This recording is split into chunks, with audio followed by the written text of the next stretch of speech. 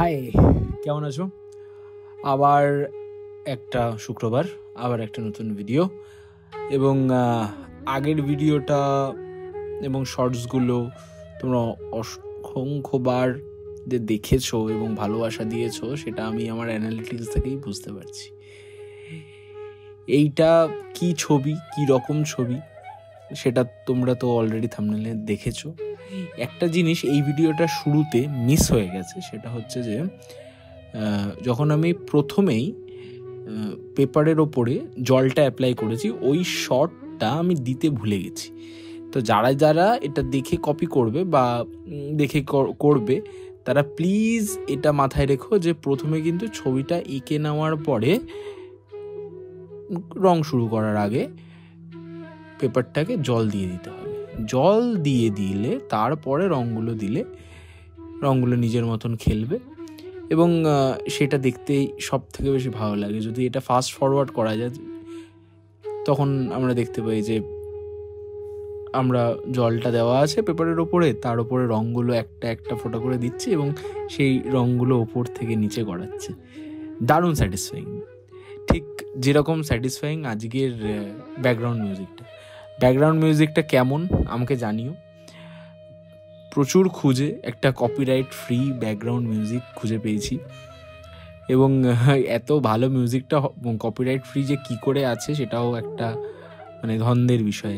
যদি তোমরা চাও কমেন্ট করো, আমি ব্যাকগ্রাউন্ড মিউজিকটার আমি কোথা থেকে নিয়েছি সেটার আমি লিঙ্কটা দিয়ে দেবো। ছবিতে আসি।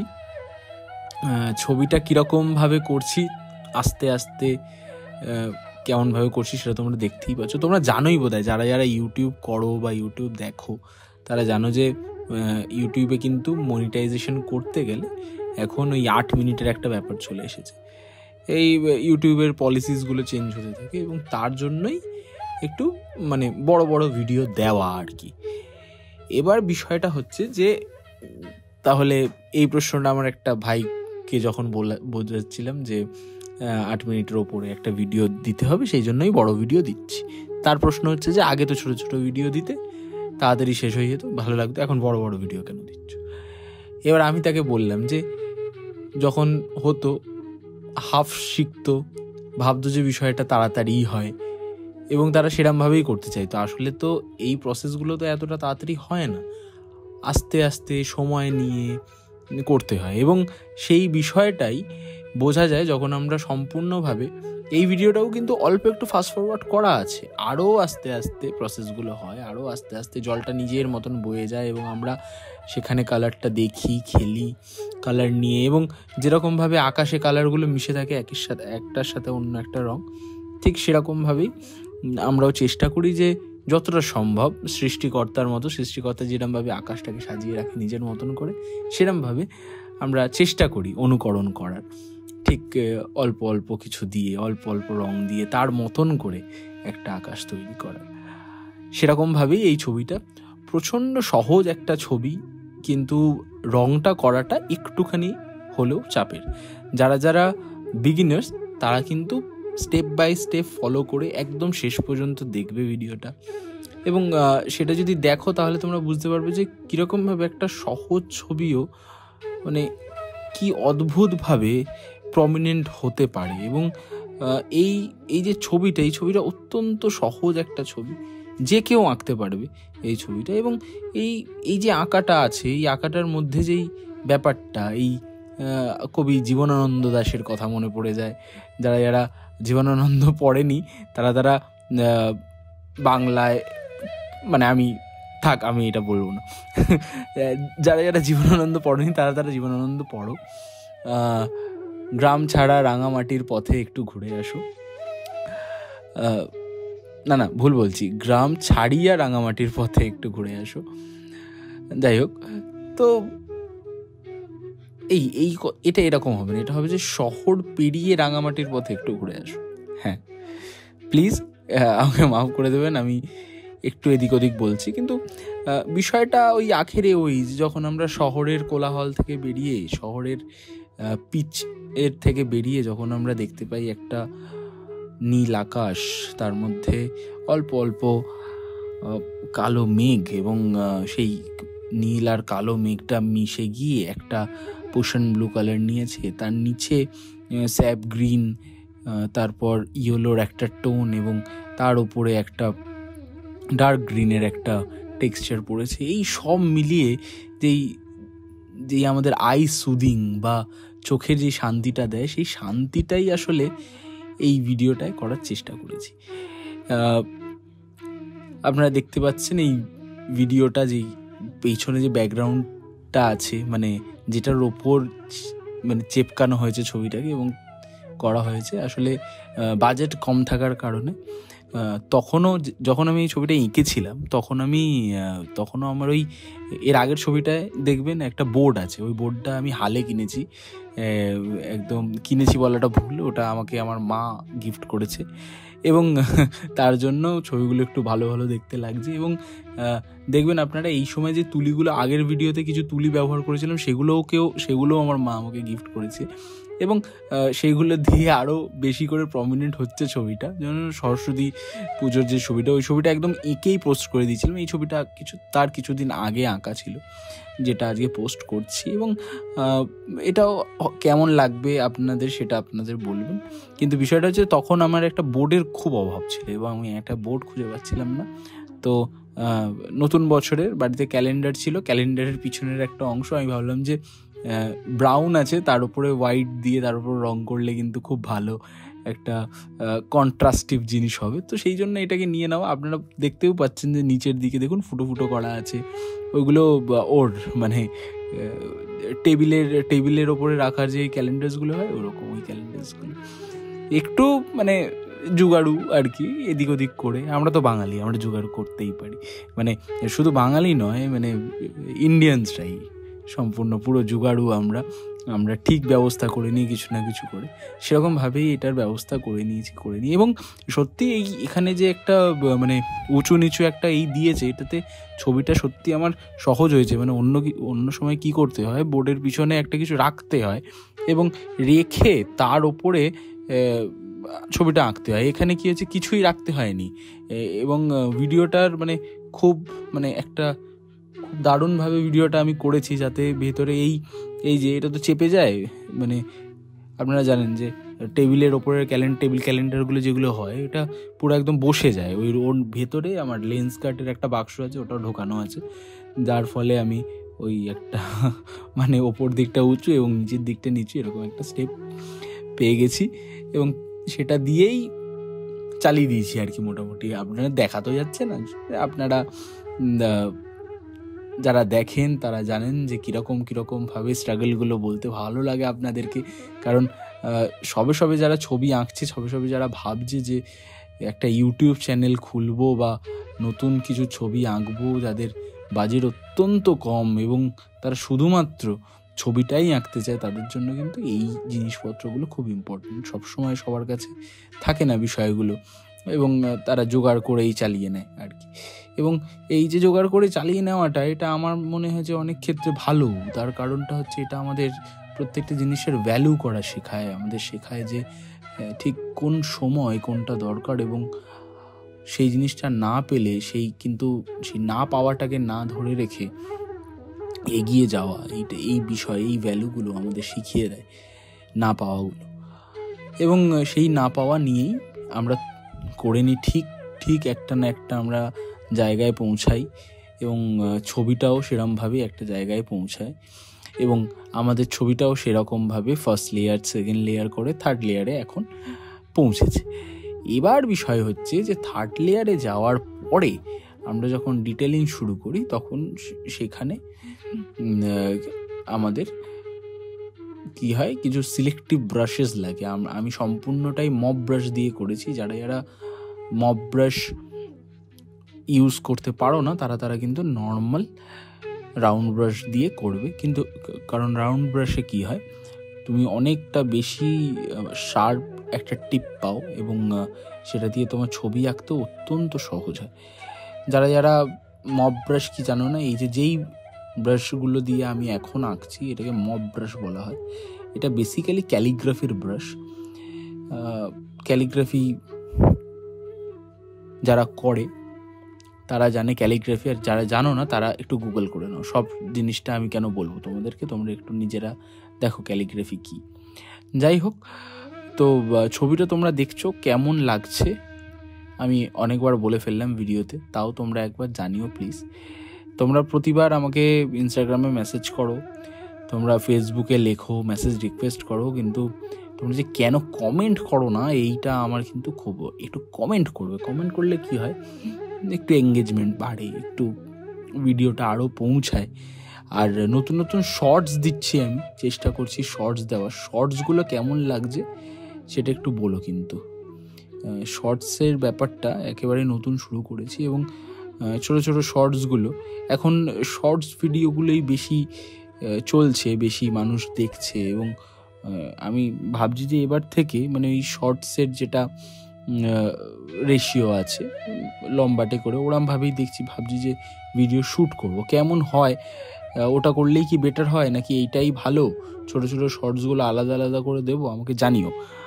তোমরা যেরকম বলবে সেরকমভাবেই ভিডিও আপলোড করব, এবং আশা করবো যে তোমরা বললে যখন আমি সেগুলো করব তোমরা সেগুলো দেখবেও।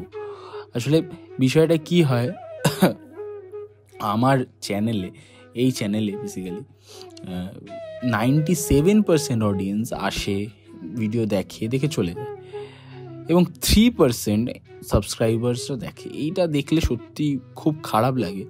তার কারণ হচ্ছে যে যারা দেখছে তারা সাবস্ক্রাইব করতেই পারে, এবং তারা যে কেন সাবস্ক্রাইব করে না, তাদের কি পছন্দ নয় নাকি আমি জানি না, কি তারা ঠিক কী দেখতে চায়। এবং আমি চাই যে তারা একটু বলুক যে তা আমরা এটা দেখতে চাই, প্লিজ আমাদের জন্য এইগুলো দিন, এবং আমি সত্যি চেষ্টা করব সেই জিনিসপত্রগুলো দেওয়ার।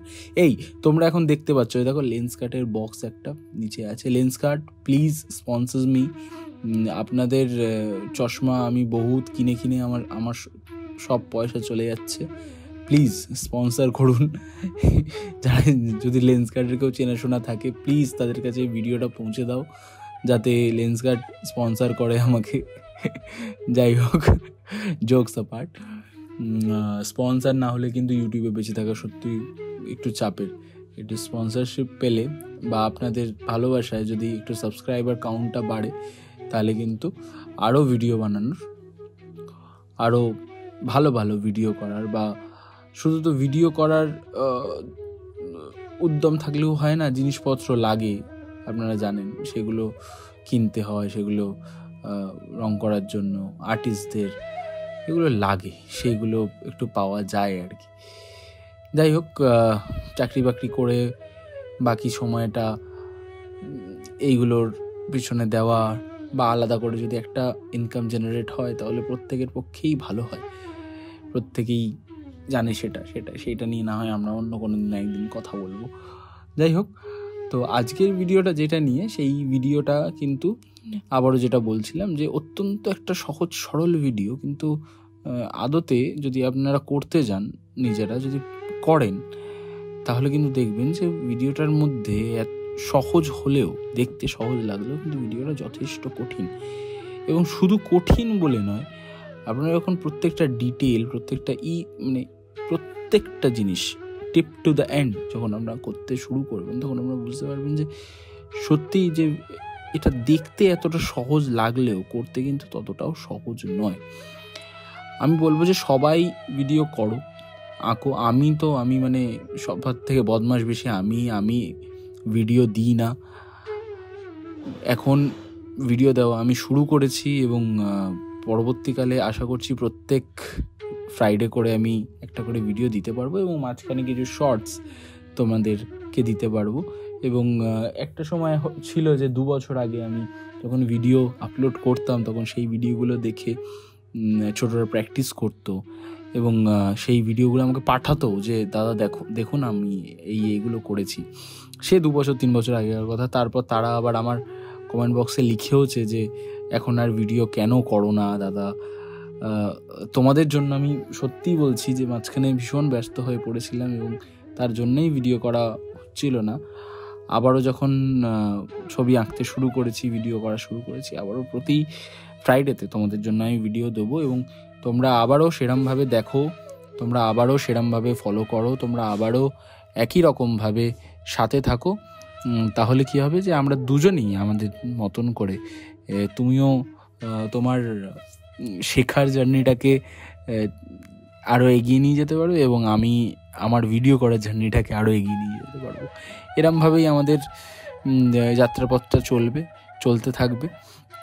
এবং সরস্বতী পুজো সবার কেমন কাটলো এটা জানিও। সরস্বতী পুজোর দিনে কি করলে? আমি তো ভারী মজা করেছি সরস্বতী পুজোর দিন। একেবারে সরস্বতী পুজোর দিন কে না মজা করে আর কি, এরকম একটা ব্যাপার। একদম সব একদম প্রত্যেকটা জায়গা, মানে আমি তো সরস্বতী পুজোর দিন বেরিয়ে একেবারে হতবাক, যেই জায়গাগুলো মানে ইকো পার্ক, গঙ্গার ঘাট, এইসব তো মানে একেবারে ভর্তি, কিচ্ছু ঢোকার কোনো জো নেই আশেপাশে। তার মধ্যে এবারে সরস্বতী পুজো একটু না সিকিউরিটিটা একটু টাইট ছিল। কি মনে হয় তোমাদের? কেন বলো তো? এই বাংলাদেশের ইস্যুটার জন্য না একটুখানি সিকিউরিটির একটা বিষয় হয়েছিল বোধহয় এইবারে। আমি দেখলাম যে প্রচুর পুলিশ মোতায়েন আছে এইবারে। পুলিশ, আর্মি, মানে র্যাব দেখলাম মোতায়েন আছে সব জায়গায়। এবং শুধুমাত্র বাইরে নয়, সরস্বতী পুজোর দিন বইমেলায় কি হারে ভিড় হয়েছিল সেটাও কিন্তু একটা দেখার বিষয়। মানে ভীষণ ভিড়। কারা এখনো পর্যন্ত বইমেলায় যাওনি বলো তো? বইমেলায় যাও, নতুন আঁকার ভিডিও বলছি, আঁকার বই কিনে সেগুলোকে প্র্যাকটিস করো। কত রকমের নতুন বই এসেছে আমি দেখলাম এবারে বইমেলায়। নতুন ছবি আঁকার এবং ভিডিও বলছি। এবং সত্যিকারে একটা কথা বলতে হয় যে how to build a YouTube channel, how to build a art channel in YouTube, এই নিয়েও কিন্তু আমি একটা বই দেখেছি। যে তোমরা যদি দেখো বা যাও আমাকে বলো, আমি তোমাদেরকে বলে দেবো যে কোন স্টল নাম্বারে গেলে এটা তোমরা পেতে পারো।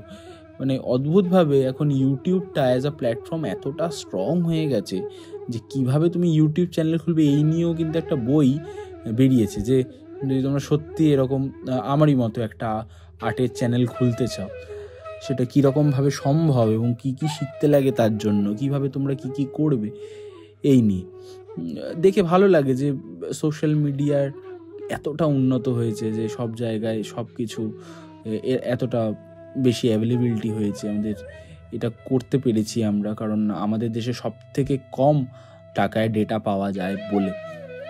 এবং এই সব বিষয়গুলো নিয়ে মানে সামগ্রিকভাবে বিষয়গুলো এমন দাঁড়িয়েছে যে এখন শিখতে কিন্তু অতটা আমাদের মানে পয়সা দিতে হবে না। শিখতে আমরা শুধুমাত্র নর্মালি ইউটিউবের একটা সাবস্ক্রিপশন নিয়ে নিলে, মানে ইউটিউবের সাবস্ক্রিপশন মানে আমি বলছি তুমি যদি প্লাস মেম্বার হও ইউটিউবের, বা ইউটিউবের প্রিমিয়ামটা নিয়ে থাকো, বা এছাড়াও যদি প্রিমিয়াম না নিলেও তোমরা অনেক কন্টেন্ট ইউটিউবে দেখতে পাও। ইউটিউবে শুধু তোমরা রিচার্জ করলেই হাজারো কন্টেন্ট আছে ইউটিউবে, লাখো কোটিতে কন্টেন্ট আছে। সেই কন্টেন্ট দেখে মানুষ প্রত্যেক দিন নতুন জিনিস শিখছে, নতুন জিনিস ট্রাই করছে, এবং সেই ট্রাইগুলোকে নিয়েই কিন্তু মানুষ আবার অন্য জায়গায় গিয়ে তাদের প্রতিভাগুলো দেখাচ্ছে এবং সেই ফিল্ডে প্রতিষ্ঠিত হচ্ছে। তো ইউটিউবটাকে কোনোভাবে ছোট ভাবার কোনো উপায় নেই আর কি, মোট কথা। এবং অবশেষে অনেক কথা হলো। তোমাদের কেমন লাগে আমার ভিডিও দেখতে এটা কিন্তু জানিও। আমি এই নিয়ে 4 বার বলে দিলাম, সরি ফর দ্যাট। আর ছবিটার বিষয়ে একটুখানি কথা বলে নিই। হ্যাঁ, এই ছবিটা একটা তোলা ছবি, আমি তুলেছিলাম ছবিটা, এবং তার মধ্যে একটু মিসম্যাচ করে এদিকে ওদিকে একটুখানি জিনিসপত্র করে আলটিমেট এই জায়গায় ছবিটা এসে দাঁড়িয়েছে। এবং ছবিটা যে এই জায়গায় এসে দাঁড়িয়েছে সেটা কিন্তু ওই ওয়াটার কালারে যেরকমভাবে হয়, প্রপার যেরমভাবে ওয়াটার কালার আমরা করি, first tone, second tone, third tone, সেরমভাবে। এবার কি হয়েছে, আমরা যেমন ওয়াটার কালার করি না এখন অনেকাংশে, আমি দেখেছি যে ওয়াটার কালারের ভেতরে একটু যদি আমি এই ধরনের ডিটেলিংগুলো যেগুলো আমি এখন করছি এগুলো অ্যাড করি, ছবিটা আরও বেশি প্রমিনেন্ট, আরও বেশি উজ্জ্বল হয়ে ওঠে। সেই কারণেই এগুলো করা। আদতে আমরা যদি এগুলো নাও করি তা সত্ত্বেও কিন্তু অ্যাজ ইফ যদি আমরা শুধু শ্যাডোটা রেখে দিই তাহলেও কিন্তু ছবিটা যথেষ্ট বেশি প্রমিনেন্ট। আই থিঙ্ক তোমরা সেটা বুঝতেই পারছো।